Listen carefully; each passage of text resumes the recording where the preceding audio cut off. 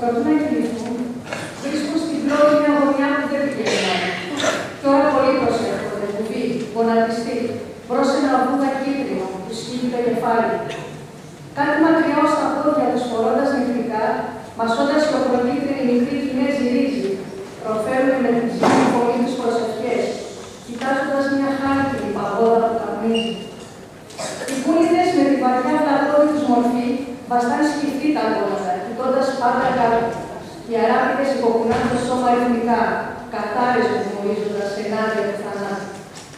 Οι Ευρωπαίοι τα χέρια τους κρατώντας ανοιχτά, εκστατικά προσεύχονται γεωμάτια από ηγεσία και ψάχνουν καθολικές οδές μουρμουριστά που έμαθαν όταν πήγαιναν μικροί στην εκκλησία.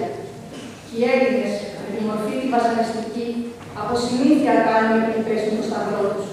Και αρχίζοντας με σιχαρή φωνή πάτερ ημών, το μακρουλό σταυρώνουν νερό